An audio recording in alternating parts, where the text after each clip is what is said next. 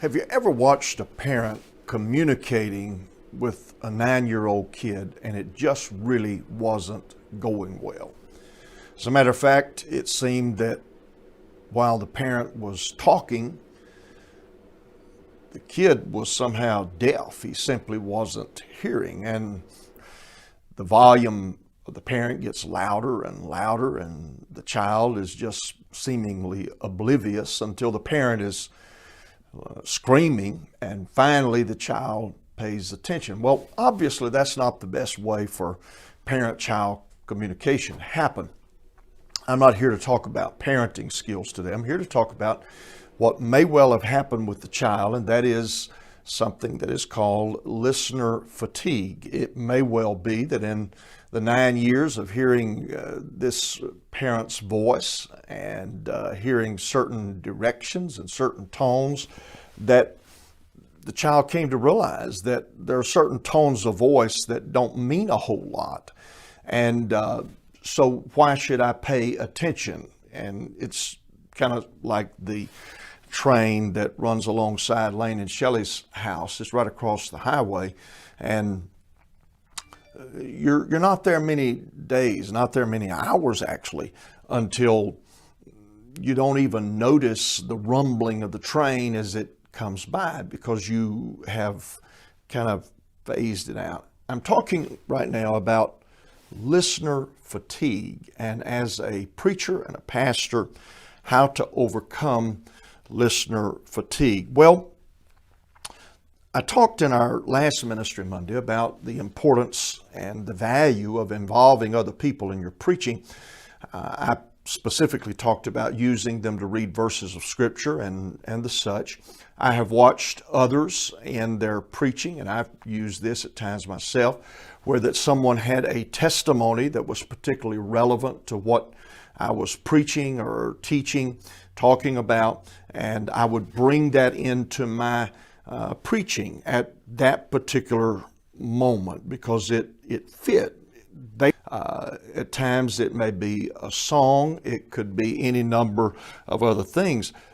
It's important, if we're going to keep people where they are willing to listen to us, that we don't fall in love with the sound of our own voice and feel like that we are the only one who can communicate a message that has significance to the people sitting in front of us. Okay, the second thing, and I've touched on this briefly, is vary your topics. I have 20 topics that I try to preach on 2 times a year. Below, in what is called the show notes on YouTube, there is a link to a free download at our website. Go download those 20 topics and you'll see the benefit of it. Now, in our church, we approach it from the perspective of Sunday is for sinners. And with little variation in our worship and praise service on Sunday, it will be evangelistic. We have people who need God. They need the good news of the gospel every single service. So for me, these 20 topics are going to be dealt with during an adult Bible class, or they're going to be dealt with during a midweek service. Keeping a record of these 20 topics is beneficial because there are things that I like to preach about. There are things that I have a default setting, that if I run across an idea. On the other hand, there are things, and you have these too, that you don't particularly enjoy preaching about. So when I am able to look at a log of what I preached about, have I spent so much time talking about living a righteous life, or have I spent so much time talking about forgiveness or encouragement, that I have not taken the right amount of time to address worldliness or spiritual warfare or prayer or any of the other topics that need to be addressed. Go to seed on one topic. I have an acquaintance who preached so much end-time prophecy that the church went to seed on the future while they were ignoring the present. Another acquaintance was so determined that he was going to have a godly church that every text became an opportunity to preach about modesty.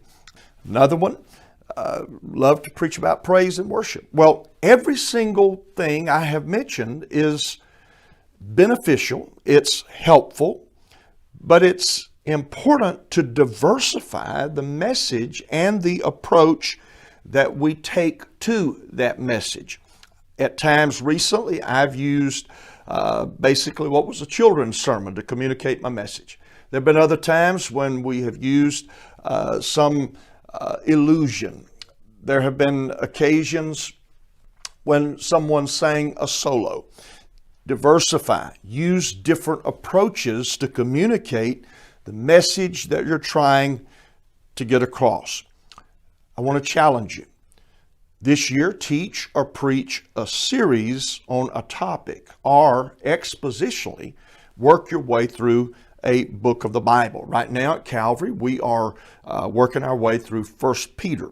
Those 5 chapters are extremely applicable and relevant to the world right now because they deal with persecution and living in difficult times. What am I saying? I'm saying do something different. Try something you've never tried before. Combat listener fatigue. Help them to pay attention to what you're saying. Help them to want to pay attention to what you're saying. Find a way to overcome listener fatigue, and part of it is simply diversifying your message and dealing with topics that need to be dealt with on an ongoing and consistent basis. Don't go to seed on any one thing. See you next week. God bless you. Have a wonderful, wonderful week. Hey, and go download that 20 topics. It will be a benefit to some.